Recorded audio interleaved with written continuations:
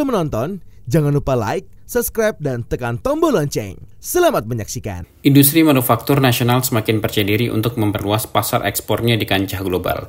Hal ini karena didukung kualitas produk lokal yang kian bersaing dan permintaan pasar ekspor yang terus meningkat, sehingga mendorong optimalisasi produktivitas perusahaan. Menurut staf ahli bidang iklim usaha dan investasi Kementerian Perindustrian Dodi Rahadi, mewakili Menteri Perindustrian pada pelepasan ekspor produk baja struktur produksi PT Gunung Raja Paksi di Cikarang Barat, Bekasi, salah satu subsektor manufaktur yang memiliki kinerja gemilang di tengah perlambatan ekonomi global adalah industri logam dasar. Apalagi industri logam dasar dikenal sebagai mother of industry yang selama ini telah berperan penting memacu pertumbuhan ekonomi nasional.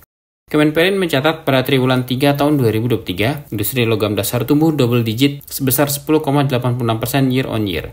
Capaian ini melampaui jauh dari pertumbuhan ekonomi nasional sebesar 4,94% dan kinerja industri pengolahan non-migas yang tumbuh berada di angka 5,02%. Pertumbuhan industri pengolahan non-migas khususnya sektor logam dasar ditopang oleh tingginya demand, di mana performa positif dari sektor industri logam dasar tersebut didukung oleh peningkatan permintaan pasar, khususnya ekspor. Oleh karenanya, Kemenperin memberikan apresiasi pada komitmen GRP yang gencar menembus pasar ekspor. Pada awal tahun 2024, perusahaan ini melakukan pelepasan ekspor baja struktur sebanyak 1.500 metrik ton ke Kanada dengan nilai sekitar 2 juta US dollar. Selama tahun 2023, GRP telah membukukan capaian ekspor sebesar 25 miliar US dollar.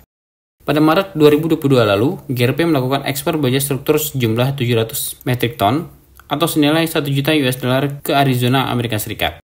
Sebelumnya pada September 2020, GRP juga melakukan ekspor perdana baja struktur ke Vancouver, Kanada sebanyak 4.600 ton atau senilai 4,7 juta US dollar. Padahal saat itu tengah krisis dampak pandemi COVID-19.